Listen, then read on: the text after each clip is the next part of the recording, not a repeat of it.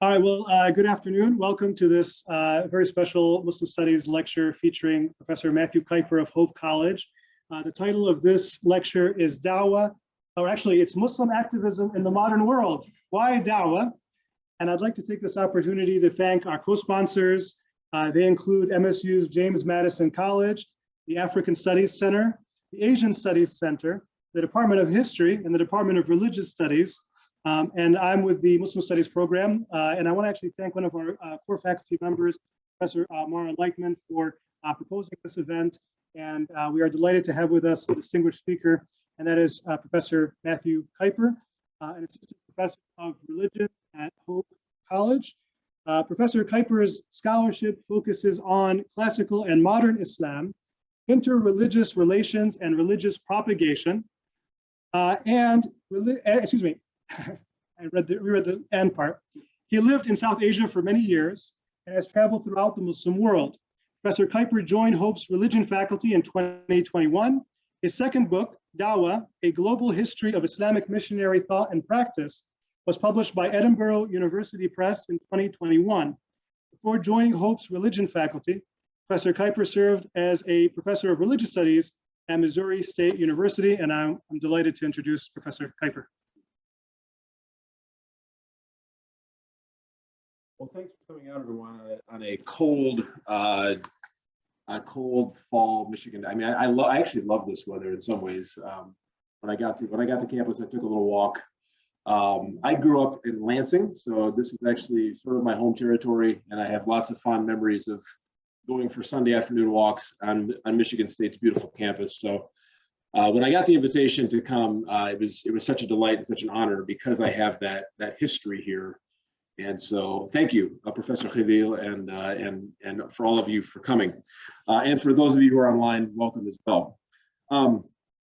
So yeah, just what I want to do today, you can sort of see the agenda on the screen, is ask why Dawah? Why has Dawah become so significant a mode of activism among Muslim communities in the modern period? And so that's what I'm going to talk about.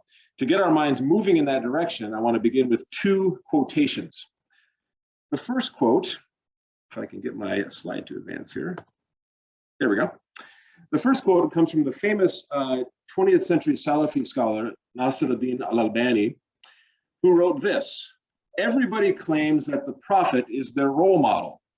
Our Prophet spent the first half of his message in Mecca," which are the words I added, "making da'wah. He did not start it with jihad."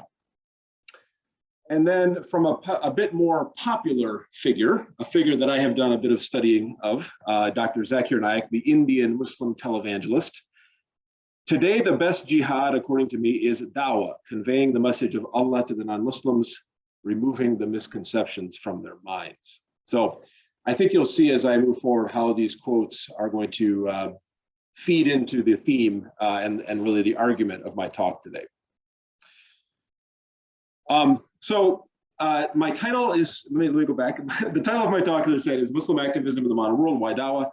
And I want to stress there's actually a double meaning in this question. Most importantly, I want to explore a few of the reasons why Dawah has become a central theme of Muslim activism in the modern world. And by so doing, secondarily, I hope it will become clear why I have found Dawah to be such a compelling lens through which to view Islamic history, past and present. My research over nearly the past decade has given me the privilege of publishing 2 books on the subject of Dawah. Today's talk draws from both, but mainly from the more recent book on the right. And please pardon the little advertisement here, but since today's talk only obviously scratches the surface, I would invite you to please check out the book for much more of the nuance and evidence which supports some of the claims and arguments I'm making today. Also today, I will unavoidably be using some big abstractions. The Muslim world, a phrase that I will use, Dawah-minded Muslims. But I want to stress that behind these abstractions are real life, flesh and blood human beings. In the course of my research, I have experienced much warmth and hospitality from friends around the world and collaborators, Muslim and non-Muslim, who have helped me as I have explored this fascinating topic. So I just don't want us to lose that human side, even though unavoidably there's going to be some large abstractions and some large generalizations made. And then one more important thing by way of preliminary is I want to give you a few key concepts. And by laying these out up front, I hope that we can perhaps cover a bit more ground. So here's some key concepts. First, the term dawah itself. The word dawah is an Arabic participle. It literally means calling or inviting, summoning sometimes. And today it's often used with the sort of nuance of Islamic missionary outreach or Islamic missionary activism. It's probably the term most commonly used. A term that is used also almost synonymously, and it's quite popular in the South Asian context, meaning India, Pakistan, Bangladesh, is the word tabligh, which has the kind of the sense of conveying or communicating the message of Islam. Under dawah, I break it down into two types. The first type is what I call internal dawah. That is exhorting or seeking to reform and revive fellow Muslims. And I really think that's the primary way the term is used today. It's easy to sort of think dawah, missionary, and you think it means outreach to non-Muslims. That is there, but I think the primary focus of dawah for the last 100 years has really been reaching fellow Muslims. There is, though, the sense of external dawah as well, which is outreach to non-Muslims. At least that's how I'm using it. Another term that I use is the term dawahology, which is a term I made up, more or less, to speak of Islamic missionary theologies. That is to say, articulated or unarticulated beliefs and principles that inform or undergird dawah practice. The modern period has seen a boom in dawah guides, manuals, seminars, sermons, and the like, most of which usually have some kind of implicit or explicit dawahology. Now, since the Quran is the undisputed starting point for any dawahology, let me just say a few words about dawah in the Quran. In chapter 1 of my book, I argue that dawah, understood broadly, is not incidental, but is actually central to the Quran's purpose and style. Many students of the Quran have noticed that the Quran has a sermonic quality, which means that in the Quran, one often hears someone preaching. It sounds like a preacher, or one hears the voice of a preacher. And many times the preacher is God himself, summoning the world to submit in light of the coming day of judgment. Closely related to this is that the Quranic dawah is set in an inter-religious milieu, and therefore involves a great deal of dialogue and disputation with religious others. The Quran often speaks and even addresses by name groups like Jews, Christians, people of the book, mushrikeen, and so on. What is true in the Quran, I argue, is true throughout Islamic history. That is, there is a strong connection in Islamic history between dawah and interfaith or interreligious relations. In fact, interreligious relations is one of the main lenses of analysis I employ in my work on dawah. Now, back to the Quran. Out of many verses I could have chosen, I just want to show you a couple here, which I have noticed are quoted quite frequently in various dawah manuals and sort of dawah guides. The first would be Surah Al Imran 104, which says, "Let there be from among you a community," and then the word here in Arabic is yad'una, which comes from the same root from which we get the word dawah. "Let there be from among you a community, yad'una," inviting to the good, ila al-khair, commanding what is right and forbidding what is wrong. It's also really important to understand that when dawah is used today, it's often very closely related to this classical concept of commanding the right and forbidding the wrong, and you see them paired explicitly in this verse. Another verse, which is quoted a lot, and I think is very important to the construction of contemporary dawahologies, is Surah An-Nahl 125, which begins with an imperative, ad'u, invite to the way of your Lord with wisdom and good instruction. And that phrase, I really like that phrase, bil hikmah, with wisdom. Yeah, it's often, this phrase bil hikmah often becomes the basis for all kinds of discussions on how dawah ought to be carried out. It ought to be carried out with wisdom, meaning one should know one's audience. One should know perhaps the common objections that one might meet in performing dawah. And so that phrase does a lot of work in constructing contemporary dawahologies.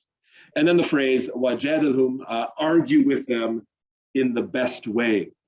And I think, again, that points to the idea that debate with people of other religions is prominent in the Quranic dawah. The Quran, one might say, delivers its dawah in a religiously diverse context and anticipates that interreligious encounter and debate is to be a normal part of dawah. Now, the final two terms, so getting back to these terms, the final two terms come from a well-known distinction within the Islamic tradition itself. And I'm referring to the Meccan and Medinan phases of the Prophet Muhammad's life and mission. In chapter 2 of my book, I studied the traditional seerah, or biography of the Prophet, looking at how he is depicted doing dawah in Mecca from 610 to 622 CE, and then in Medina from 622 to 632.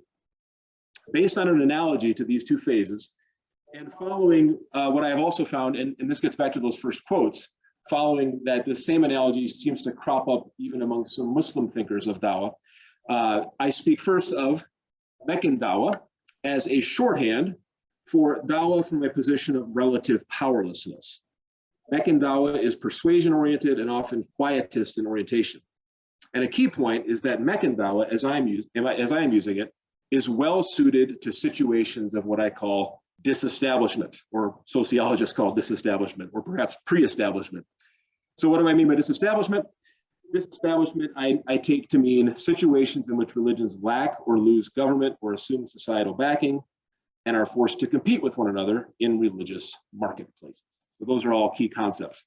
So then what's Medinan dawah? Medinan dawah then is sort of the flip side of that. Medinan dawah I use as shorthand for dawah as religio-political summons.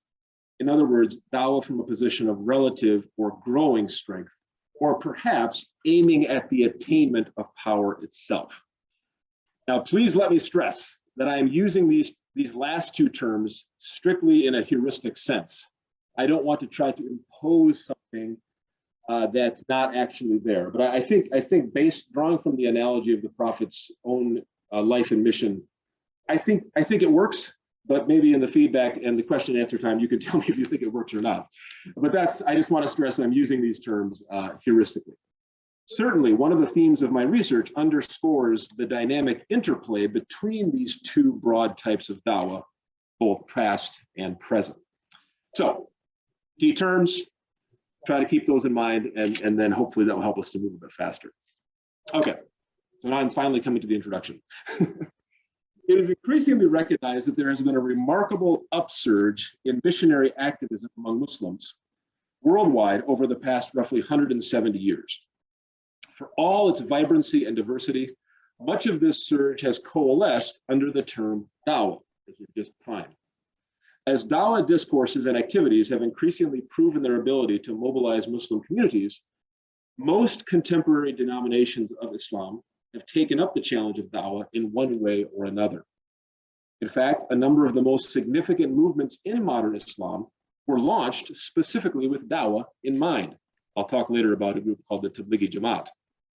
Manifestations of contemporary dawah range widely, from traditional sermons in mosques and madrasas to newer modes of street or marketplace preaching, from Quran translation and distribution programs to the production of Islamic novels and films, from the founding of private dawah storefronts and societies to departments of dawah in Islamic universities.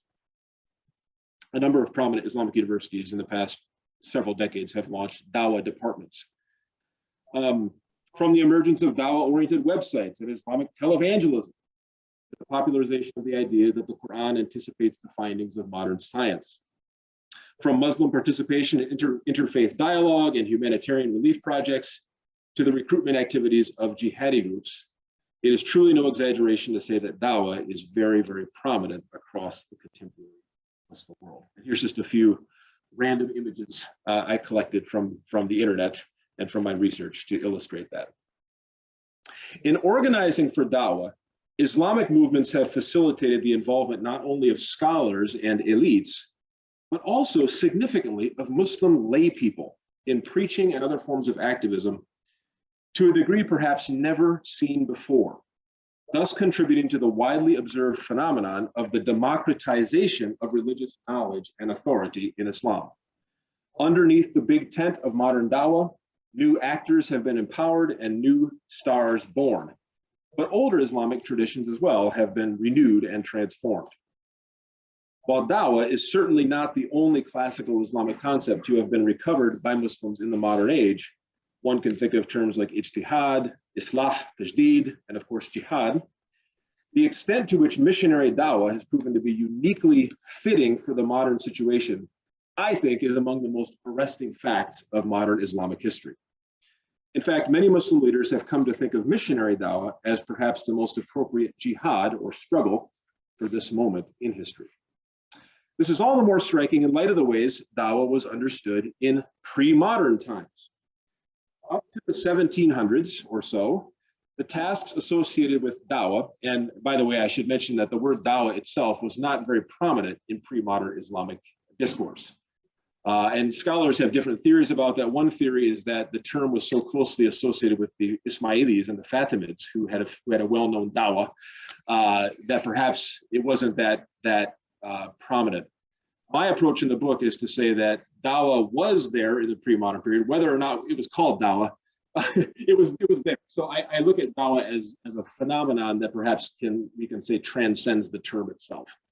There's a Dutch scholar who thinks I'm wrong about that, and he and I are in a back and forth about that. But that's how I do it. So in other words, so getting back to my main point here, up to the 1700s, the tasks associated with dawah were carried out in fairly ad hoc ways. There were, in other words, few institutionally organized missionary efforts of the type that, say, are so common in the history of Christianity. As for the term dawah itself, as I just said, it was used quite irregularly in pre-modern times. And when it was, it often had a political connotation. For example, the 8th century Abbasid dawah, which led to the Abbasid Revolution and the Abbasid Empire. And then the 9th and 10th century Ismaili and Fatimid dawahs, which led to the Fatimid Caliphate in Egypt. And then, of course, too, there was the use of dawah in Islamic law. And I've got a few more things to say about that. As far as looking at these sort of pre-modern religio-political dawahs, I didn't put these up here because I think these aren't necessarily the best books on the topic, but these are good books that do discuss sort of the Abbasid dawah and then the Fatimid dawah as well. And a number of scholars are doing good work on that. As far as dawah's place in Islamic law, material on dawah in Islamic law is usually found in sections on jihad and siyar, which sometimes is translated relations with non-Muslims or Islamic international law. And the basic principle is that Muslims are to give dawah to non-Muslims, or more precisely to the rulers of non-Muslim territories, before engaging in battle with them. So so the pre-modern picture is fairly ad hoc, and as far as the term dawah itself, it's fairly limited to these kinds of settings. Against that backdrop, then, the appeal and prevalence of missionary dawah in the modern era, and particularly the appeal and prevalence of what I call Meccan versions of dawah, I think are dynamics that call out for explanation. And that's what this talk is all about. Now, I divide the modern history of dawah into two phases. And again, probably this could be critiqued and improved upon, but at some point you just have to decide and set aside your periods. So the two phases, the way I look at it, are first, the phase from circa 1850 to circa 1950. This first phase emerged out of the period of colonial modernity, when much of the Muslim world, as we all know, came under variations of non-Muslim, often European, political and economic domination. The second phase coincides with the period of post-colonial modernity, and it is the period we are in at present. Although part 2 of my book covers both of these phases in some detail, in the remainder of this talk, I'm only going to focus on the first phase, because it's in the first phase that we can witness this dramatic turn, or really return, toward Meccan styles of dawah across the Muslim world. Although Medinan styles never disappeared and have even made something of a comeback in the second phase, I suggest that Meccan missionary dawah remains generally more widespread and prominent to this day. So while political Islamist and especially militant jihadi movements and actors get a lot of attention in the media and academic circles, I suggest that this embrace of largely quietist, persuasion-oriented styles of missionary activism is in some ways the bigger story. Malik and Weissman, in an edited volume on Dawah, which came out right about the same time as my book. Oh, and I forgot to put these. So again, the first phase witnesses the major turn or return to Meccan styles of Dawah. And then in the second phase, you see a limited resurgence of Medinan styles, but continuing dominance of Meccan styles. Back to Malik and Weissman. Right about the same time as my book came out, they published this edited volume called Culture of Dawah, and I was heartened to see that there was a lot we agreed on. They write this in tune with what I'm saying. Despite the obvious importance of Dawah for the contemporary Islamic resurgence, academic research on the subject has not really taken off. Works dedicated to Islamic activism at large, just like the general public, are focused on the spectacular deeds of the jihadis more than on the long-term, low-pitched efforts of the du'a. Du'a is just the plural of one who does dawah. So, what I want to do now is to try to illustrate what I'm saying is with respect to the first phase. Can I back up this claim that indeed there was a sort of widespread turning toward Meccan styles of dawah? So I want to try to present some evidence to that end.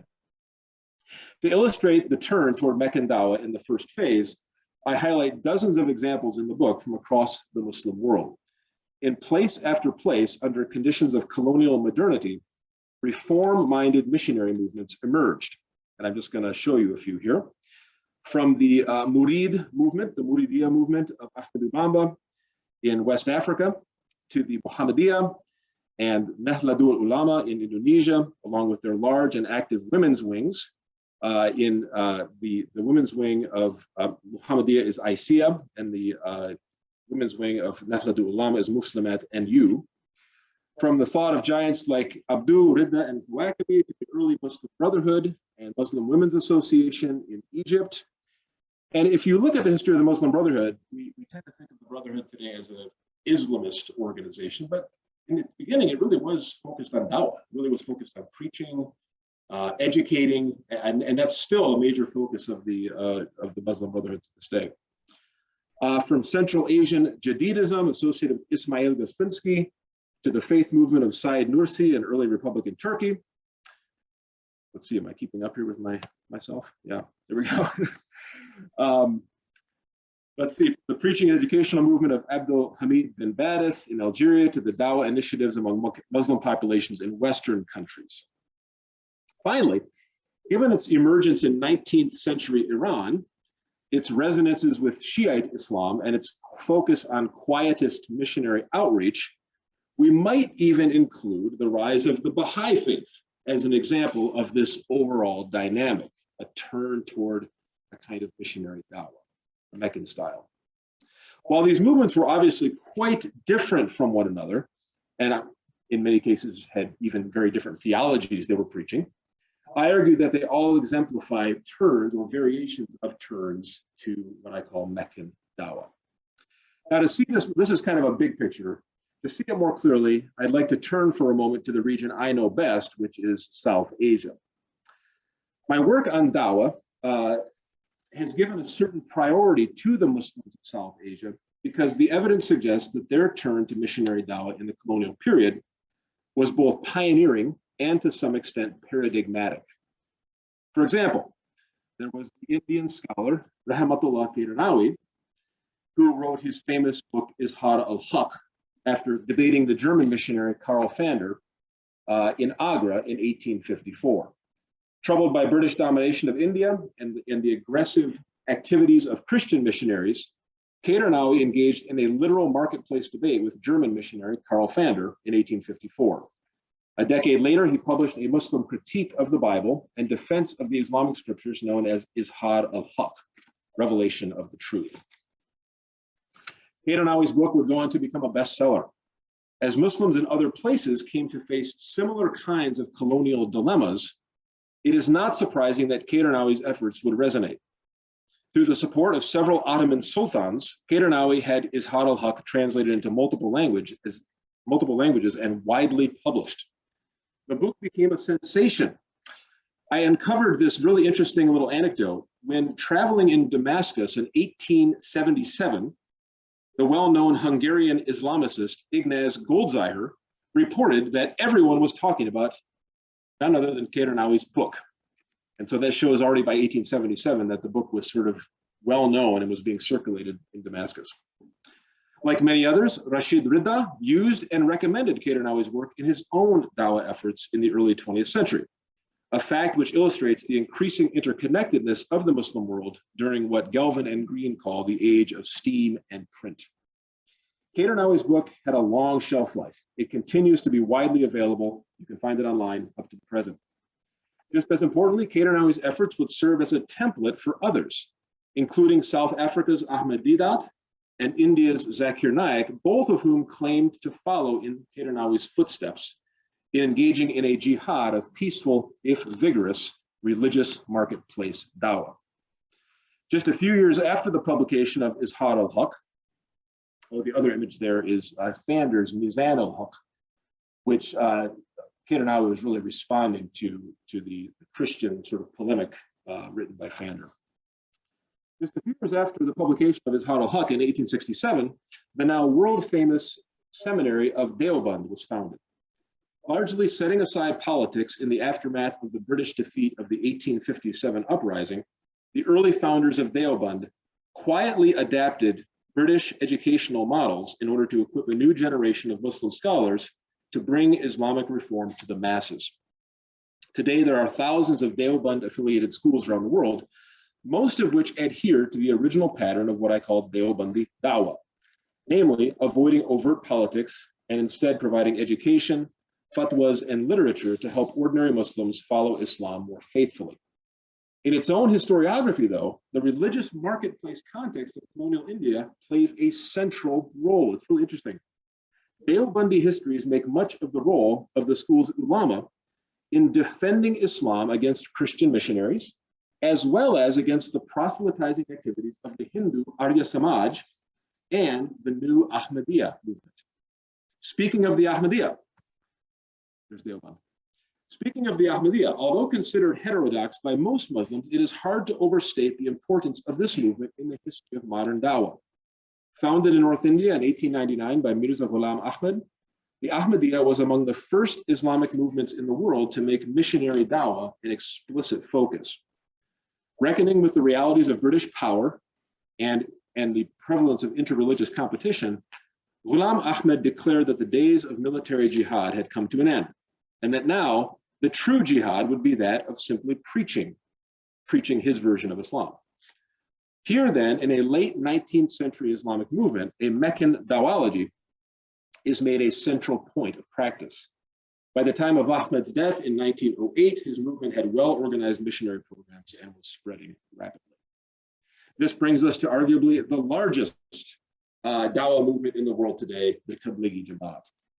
Founded in the early 20th century by Maulana Muhammad Ilyas, the TJ, which focuses on grassroots spiritual formation and house-to-house preaching, is now active in well over 150 countries.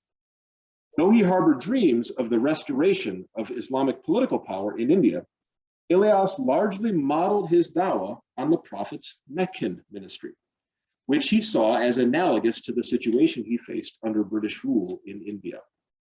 The success of the TJ's approach, as seen in the movement's eventual global popularity, is a powerful indicator of the pioneering role India's Muslims have played in developing these modes of activism. Among Ilyas's most important disciples was his biographer, Syed Abu Hassan Ali Nadwi, one of the 20th century's leading theologians of Dawah, who was directly and indirectly involved in dozens of Dawah initiatives in India and abroad, including the Muslim World League and the Islamic University of Medina. In studying much of Nadwi's writings, as I've done, one can see that, like Ilyas, Nadwi mostly promoted a Meccan dawology. At least that's my way of putting it. A Meccan approach to Dawah throughout his long career. Many other Dawah movements emerged in the shadow of British colonialism in the early 20th century, some in direct imitation of the Tablighi Jamaat, some associated with the Deobandis' main Sunni rivals, the Barelvis and the Ahl Hadith, as well as with Shiite groups. To this list, we could add the modernist Dawah, of Syed Ahmad Khan and the early Dawah activism of Maududi and the Jamaat-e-Islami. Like the Muslim Brotherhood, Jamaat-e-Islami, again, today is usually categorized as an Islamist movement, but Dawah has also been a key facet of their activism from early days. All these groups, in one way or another, were responding to the loss of Muslim political power, the presence of Christian and Hindu missionaries, and the Dawah activities of intra and interreligious rivals. This raises an important point. In the conditions of colonial modernity, not only were there non-Muslim missionary efforts to contend with, but also dawahs for competing versions of Islam. In short, dawah in this period not only provided a basis for Muslim accord and cooperation, it also served to create and heighten differences among Muslims. This is a trend that continues strongly to the present, which is to say that the lively internal diversity and energetic debates which characterize Muslim communities in modernity are on full display in the wide world of dawah. Okay, so final part of this talk, part 4, why dawah? So to return to our original question, why dawah, or to be more specific, why was involvement in dawah, especially Meccan varieties, such a significant avenue of Muslim engagement in the first phase, as I've called it? And the answer to this question is, in short, very complicated, like most things in history. The full answer, again, sorry, please check out the book. But briefly, allow me to lay out my argument as a simple thesis, and then I'll try to elaborate on that as we come to it. Here's my thesis. An ongoing mood of scripturalist reform combined with the transformations of the colonial period led to creative and dynamic Muslim recoveries of missionary dawah as modes of activism both resonant with the Islamic past and well suited to modern conditions. Let me draw a couple key points from this. First, I believe the starting point for answering the question, why dawah, should not be to look to factors external to Islam. That's too often done, as in the increasingly tired narrative of colonial crisis and Muslim reaction. Rather, there are good reasons to start with factors internal to the tradition itself. That's why in the book, I begin with chapters on dawah in the Quran, in the traditional biography or seerah of the Prophet, and then with chapters on dawah and Islamization in classical, medieval, and modernist and pre-modern Islam. We've already seen that the Quran and other early sources seem to assume a connection between dawah and interreligious relations or debate. We've also seen that seerah and hadith, along with pre-modern Islamic history, provide precedents for what I've called Meccan and Medinan styles of dawah. Excuse me. And this is a key point to keep in mind because, as I've already hinted at, and as we will see further in a minute, among its many other consequences, colonialism tended to foster a context of heightened religious pluralism. But another key point is the fact that before full-blown European colonialism set in, a widespread mood of reform was already stirring in the Muslim world from the 16th to the 18th centuries. Growing out of this mood, for lack of a better term, and out of Islam's more general disposition toward reform historically, several important movements emerged in this period, which anticipated many aspects of the modern dawah resurgence. And here's just some examples of sort of pre-colonial reform movements that I suggest anticipate some of the modern dawah surge, as I call it. Despite their differences, the movements listed on the screen were basically united in preaching against the supposedly wayward condition of Muslims. And they emphasized a return to scripture, particularly hadith, as the solution. Though to differing degrees, each were also concerned with ordinary Muslims, whom they wanted to see brought back to what they understood to be authentic versions of the faith. So just keep that in mind. I'm trying to begin with factors internal to the tradition before I come to the transformations of colonialism, which of course are also important. So what about the transformations of the colonial period?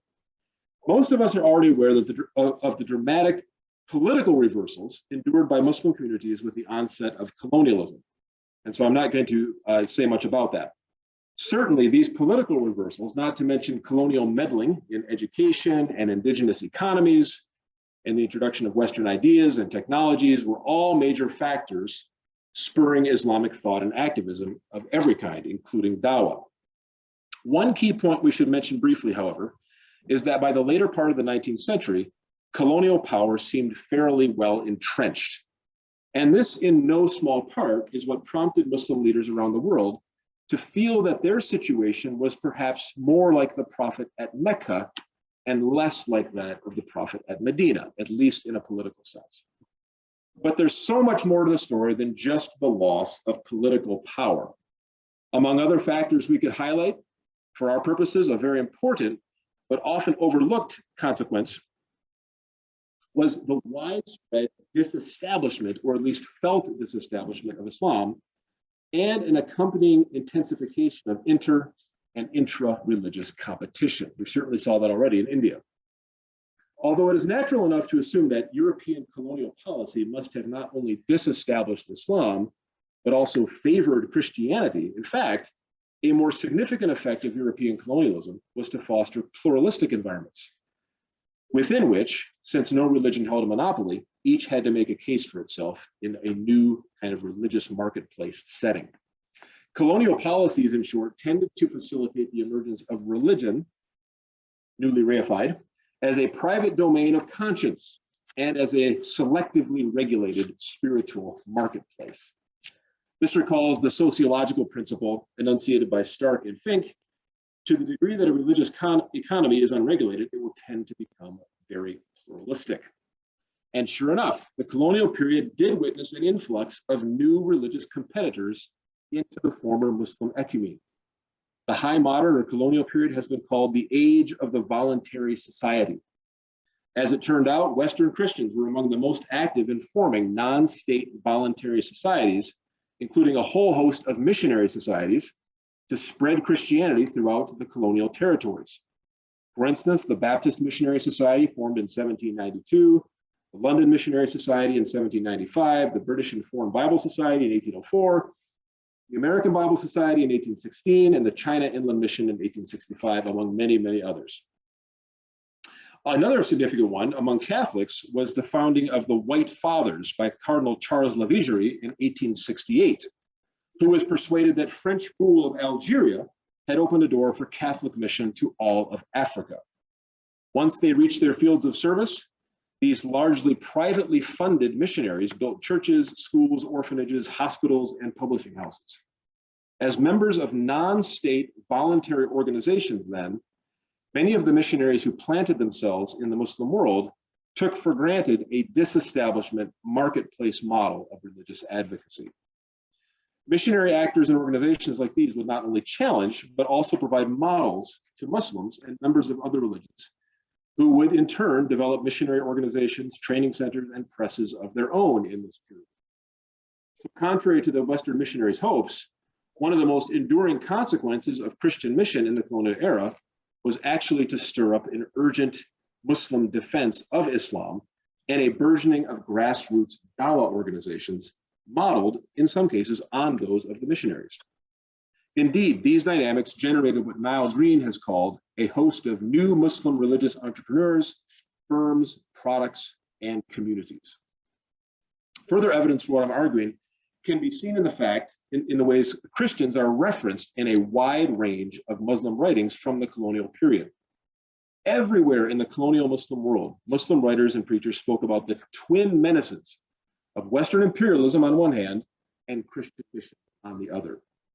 And such ideas have continued right down to the present. To give one example, this is from Maulana Muhammad Zakaria, who is arguably the most important theologian of the Tablighi Jamaat. He's the nephew of Maulana Muhammad Ilyas, the founder of the Tablighi Jamaat.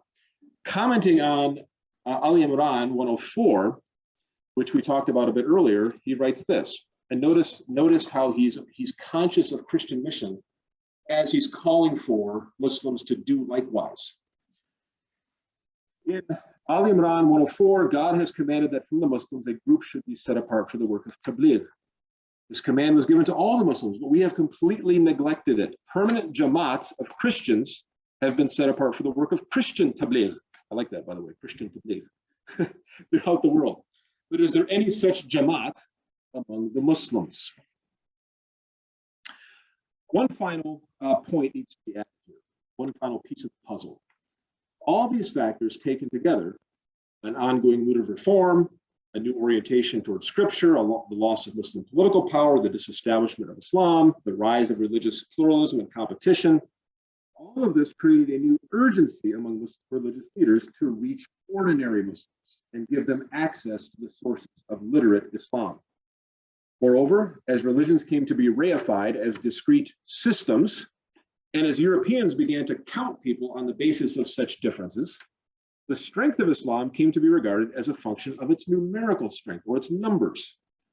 Because of this, ordinary Muslims now had to be made conscious that they were indeed Muslims, members of a world religion called Islam. This in turn required mass outreach efforts. Further urgency was added by the perception that religious competitors were preying on the ignorant masses. All this prompted Muslim religious leaders and leaders of other religions as well to turn their attention toward ordinary people.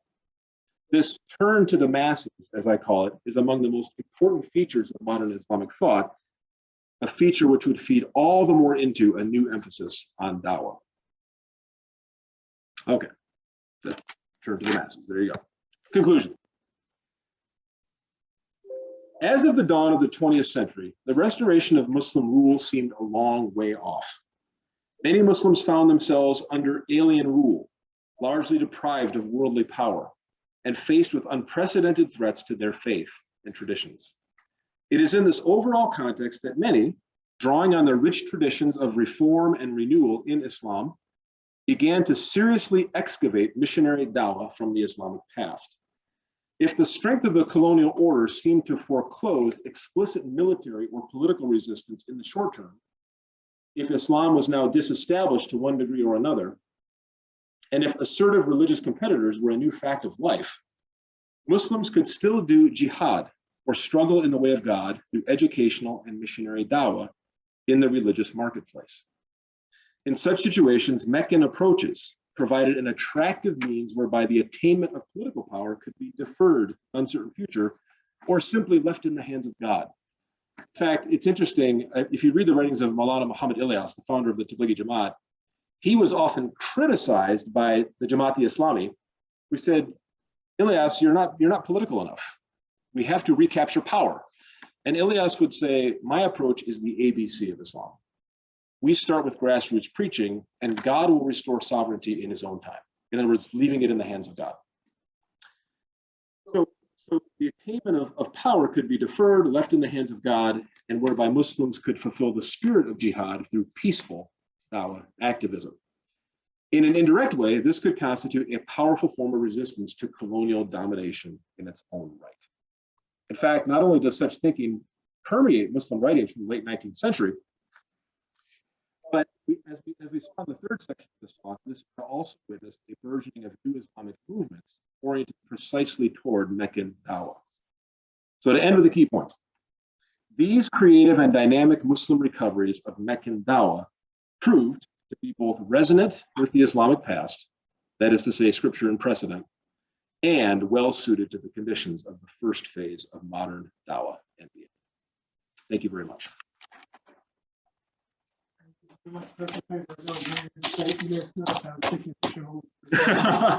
Yes, I did. That's great. I'd be happy to send you the presentation. So at this time, we will take questions, and it looks like those of you who are on Zoom, you can type in your question in the Q&A. And I also have a microphone if those who want to ask questions here, if you don't mind speaking into the microphone, only for the benefit of the people who are on Zoom. That's the only reason. So why don't we actually begin with this first question that I see here from Bilal. Please, can you comment on how modern dawah efforts differ from those in early Islamic eras? For example, the Abbasid sovereign al-Muqtadir, Sayyid Ahmed ibn Fadlan, the Volga Bulgars. Ibn Fadlan described an example. Oh, okay. Paradigm. We just have to speak loudly. I can repeat the question. There you go. Yeah. Ibn Fadlan described an example of a family that had converted to Islam in his famous travelogue. There are many other examples of such expeditions in Islamic history in the pre-modern era. Thank you. That's a great question. in the talk, obviously I was giving very general example and a sort of general take on how modern Dawah as sort of organized efforts that are intentional seems to differ from what in the pre-modern period seemed to be rather more an ad hoc situation. I had not heard this story about al-Muqtadir sending, as it were, a missionary to reach out to the Bulgars. So thank you for that. I'll need to look into that.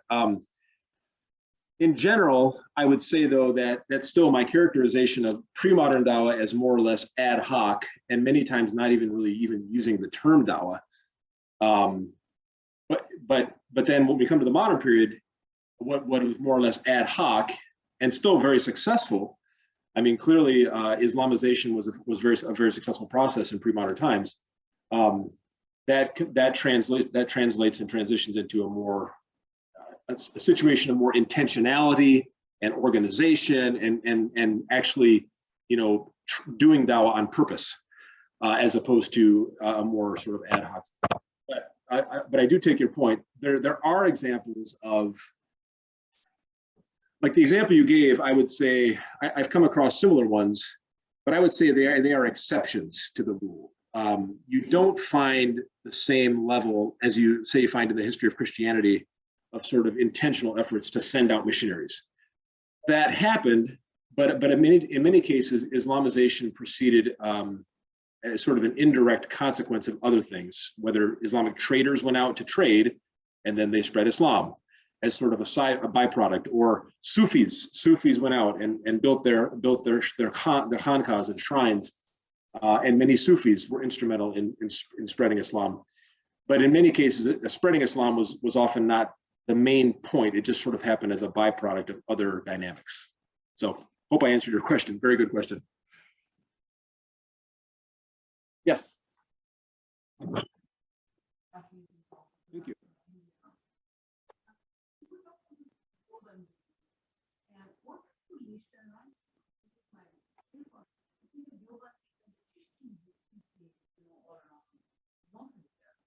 Even today, as you know, are such an amazing. Would you consider Chishti as a form of Dawah?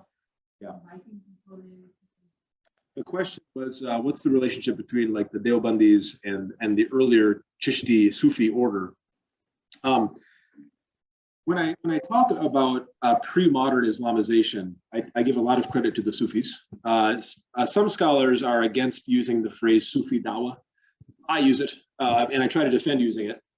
But in using it, I'm not suggesting that the Sufis were trying to be missionaries. It was more or less they sort of did it by happenstance. And you see this all across the Islamic world. Africa, India is a great example, and the Chishtiya are a fantastic example. Later on, the Naqshbandiya had tremendous missionary impacts, I guess we could say. The question of Deoband has a complex relationship with Sufism. Many people think the Deobandis are anti-Sufi, but in fact, most of the leading figures who founded Deoband were Sufis. They were initiates of Sufi orders. In the book, I make a distinction between sort of a more, and this distinction is not unique to me, a kind of, you've probably heard the distinction, a more sober Sharia-minded Sufism as opposed to a shrine, perhaps more ecstatic type of Sufism. The Deobandis would oppose the latter, but they certainly would embrace the former. They would embrace the kind of Sufism that was popularized by the Naqshbandiya, for example. They would have no problem with practicing. My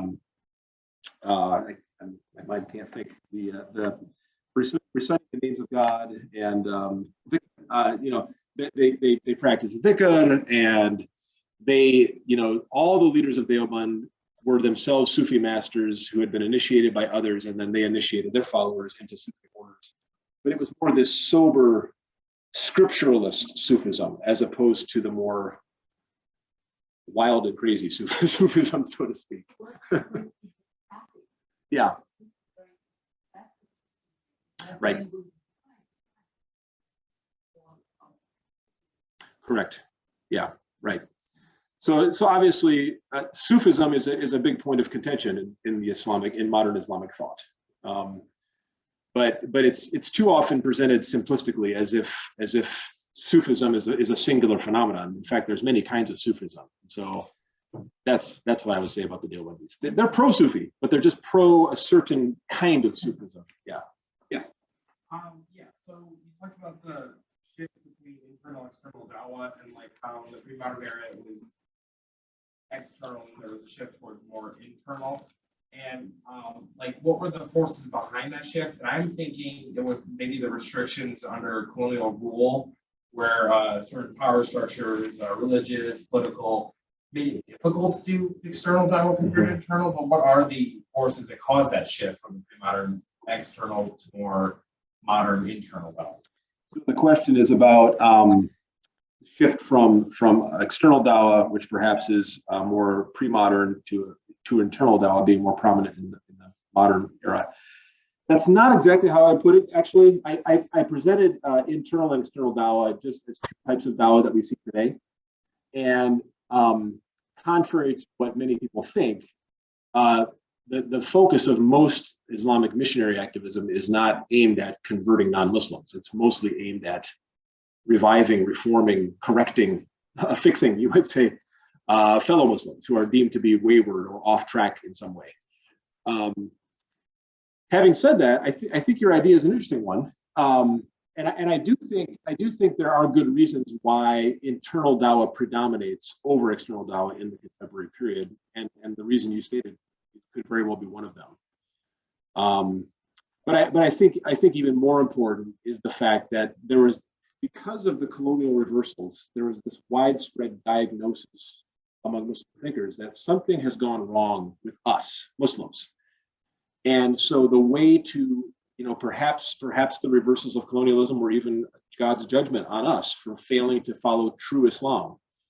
And so a lot of Dawah activism is animated by this desire to recover a more authentic or correct version of Islam over against the intervening corruptions, perhaps that the Sufis introduce, or whoever you want to blame. Does that make sense? Yeah. Great question. So I'm sure Professor Khalil could also add some more on that. There's a question here from an attendee. Tablighi Jamaat is probably the most successful dawah group, but their focus has been on internal dawah. Which groups have globally been most successful in external dawah? Wow, that's a great question.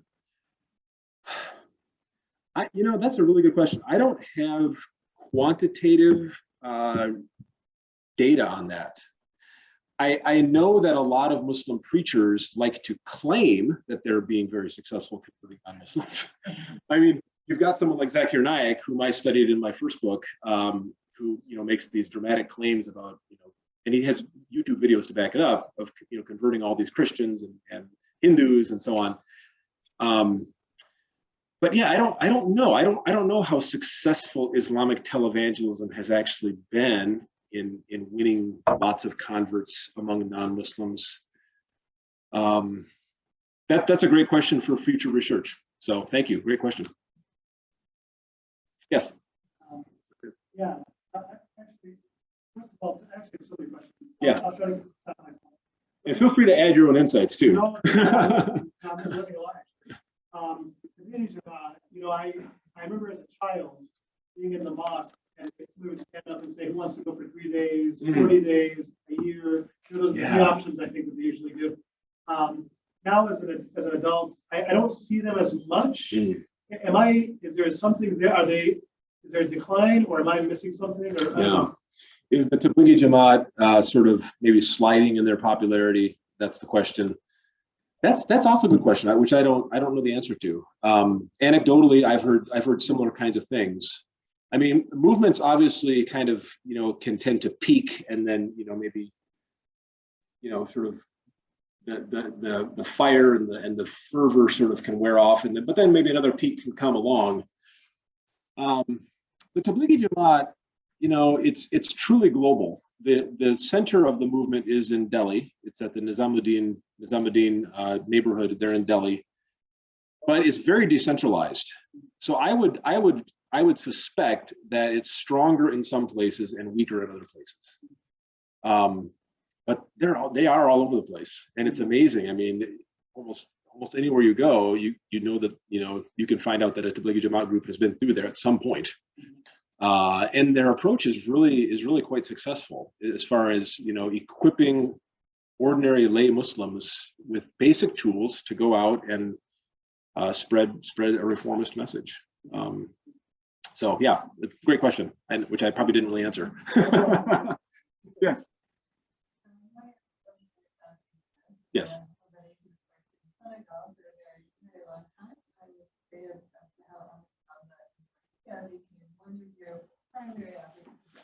Yes. So how did Ahmadu Bamba and the Muridiyya become one of my examples? I mean, in some ways, I began with this hypothesis that there seemed to be a turn toward Meccan Dawah across the Islamic world, and then maybe it's the wrong procedure, but I went to find evidence for it, and I read good scholars on Islam in Africa, and I was just shocked and stunned. I had already written a book on Dawah, but I had never even heard of the Muridiyya movement.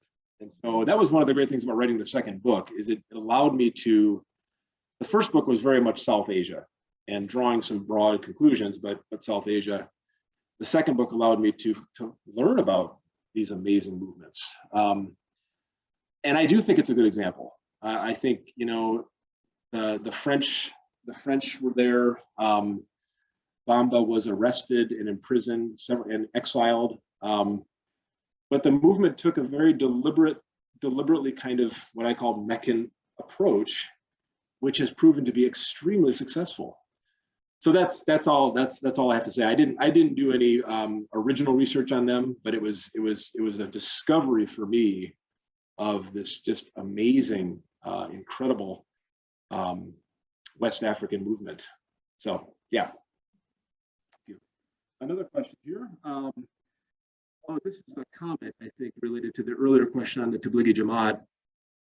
They have specific mosques which they operate from due to political crackdown on Islamists. So I think that's true in some places. In some places, the TJ tries to keep its distance from groups that might come under government surveillance.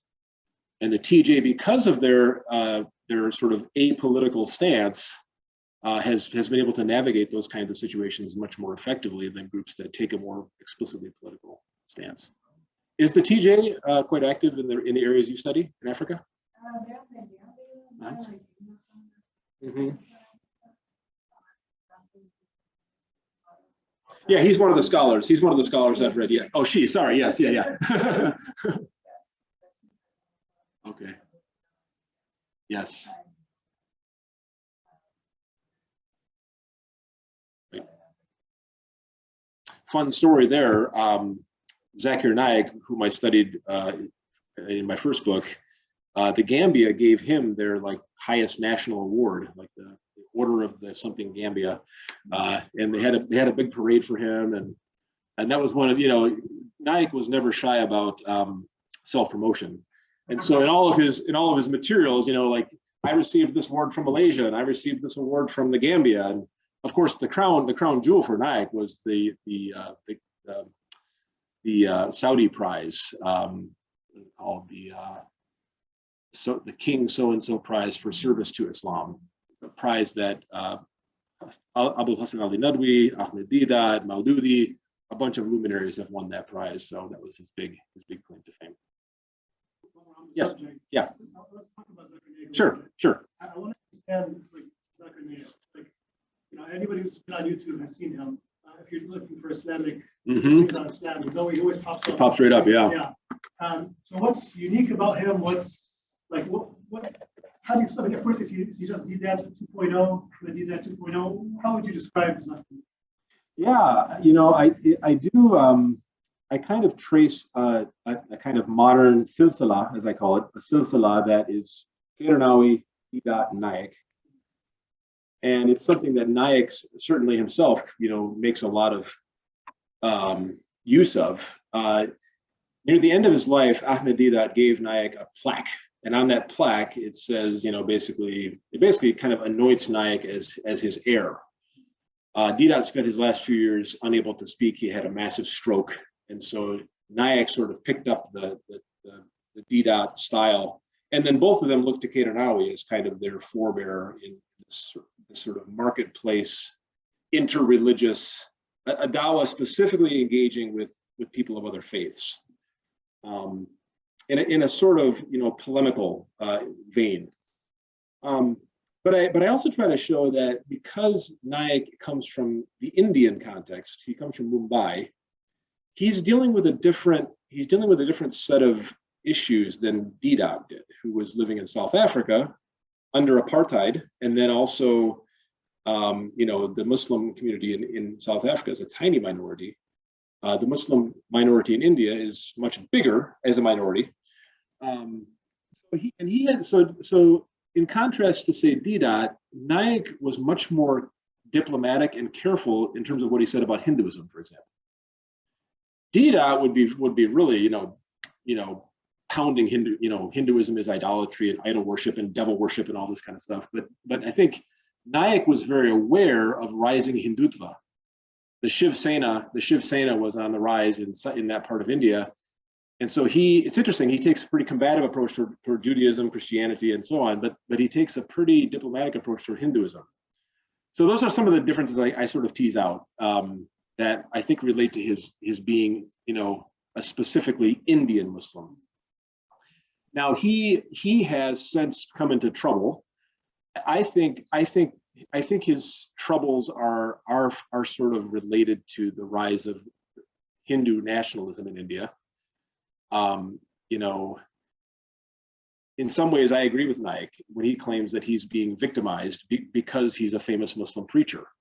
So he's living now in exile in Malaysia because the Hindu nationalist government wants to bring him to India and try him for terrorism and tax evasion and all these kinds of things. Naik makes it very clear that for him, jihad is dawah. Of course, there was a bombing a few years ago in Bangladesh, and it was called the bakery bombing. You might remember it. The bombers turned out were fans, and they had liked Naik on Facebook. So that's kind of the whole Indian government's case against him. So it's like, well, can you really blame the guy because his followers engaged in a terrorist act? So I'm probably saying a lot more than you wanted to know.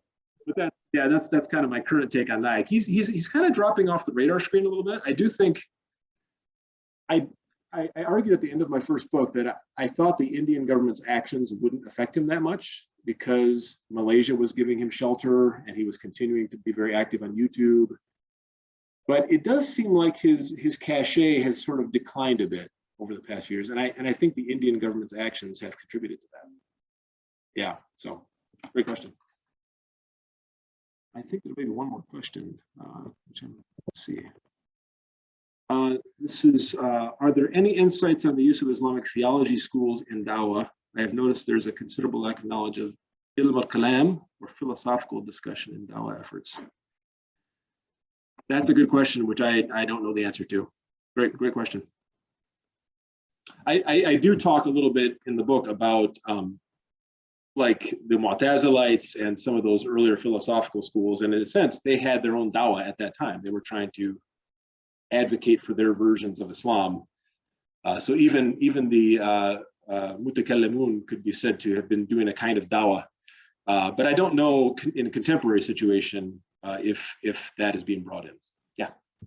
In terms of like advertising your own form of Islam, and in terms of internal dawah as well, that's what a lot of these examples seem to be, and a lot of them are, you would say, a sect or a bit of a cult, which seems to sort of, in and of itself, explain why they're trying to spread this to others, is that they are a sect and they want to grow this sect.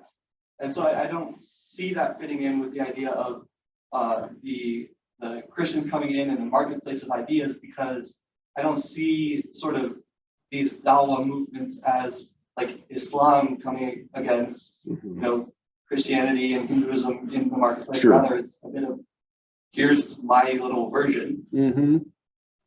Yeah, no, I think that's a good insight. I mean, in some ways, the presence of Hindu and Christian mission in India spurred a vigorous internal dawah among Muslims, among Muslim sects.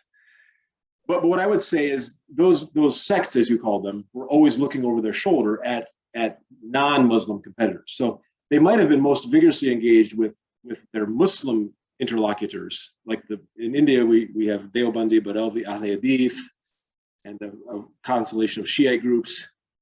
And it is interesting to note that often their most vigorous dawahs and debates were toward each other.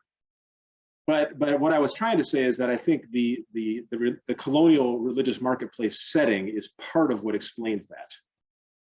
And then especially coming into the second phase, which we didn't talk about today, then you really start to see, not only the continuation of those internal dawahs, but also a lot of a new external dawah taking place as well. Great question. Thank you. I think there's no more questions here, so. Sure. Well, this is great. This is really fun. yeah. So one thing I was going to we have people who will engage in debate. Ahmadiyya, of course, is known for this. Right. And I remember as a child, seeing a video that was produced where the producers would insert comments to help do that in the debates.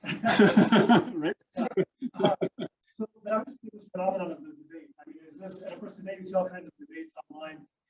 I mean, before DDAT, to what extent do we see these? And of course, I understand technology is an issue, but just in general, the idea of the debate, what's the history and legacy of that? So I as I said in the talk, I try really hard to ground my analysis in as much as I can things that are internal to Islamic history and the Islamic tradition itself. And one of the things I find, I do find a thread of debate running straight through Islamic history, interreligious debate. Right in the Quran itself, you have the Quranic dawah being delivered in the context of religious interlocutors.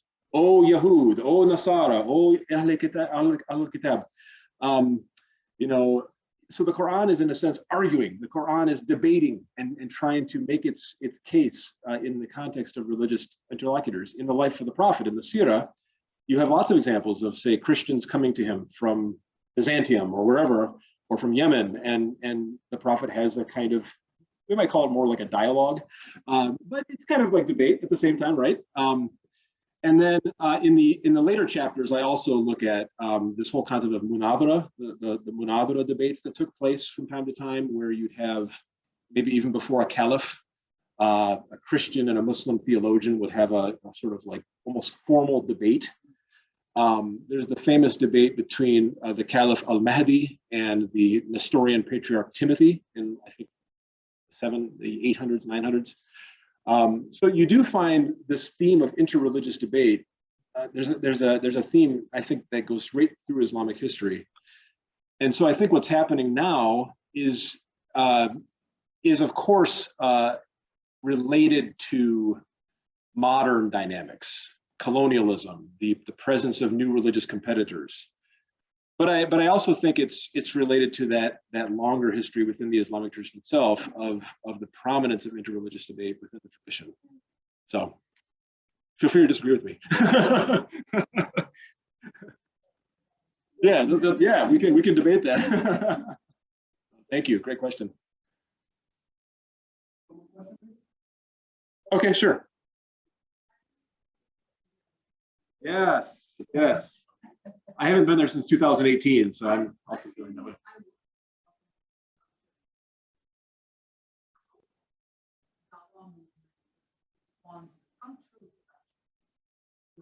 Poetry or music or art, that's a really big part of the stuff. Mm-hmm. And it's very central. How do we, what kind of response, general or anything? I think it depends on which kind of Muslims you're talking about. Those who are more influenced by Salafism, the indigenous version of that in India is the Ahl Hadith. They would tend to kind of look at those, like, Islamic poetry, like the Urdu poetry, for example, and some of the cultural productions of Sufism as being heresy, as being wrong, and things that we were saved from.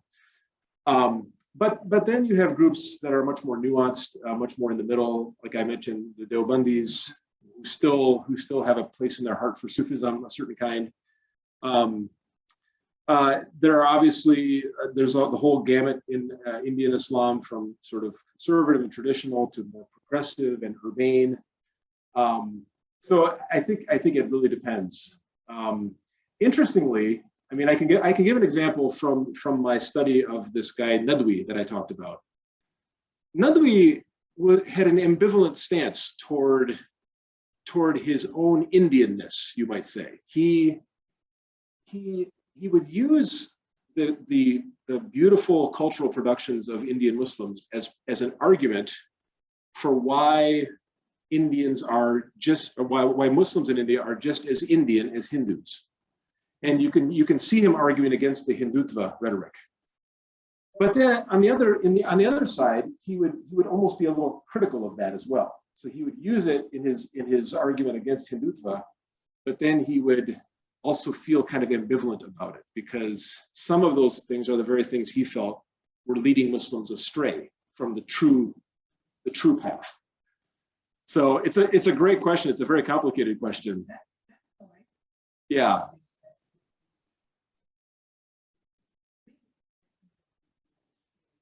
Right. Right. Yeah, so it's interesting. Even you know, the Red Fort and the Jama Masjid and all the great architecture.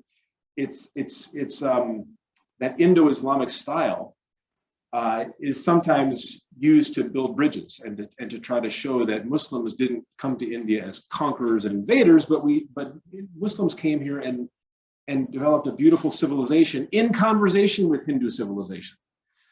And so that's often there as a counterpoint to Hindutva rhetoric. But then among more traditional conservative Muslims, there's still a bit of ambivalence about that, even though they might use that argument. So, great question. We are at the end of our time. Please join me in thanking Professor Kuiper for a great lecture.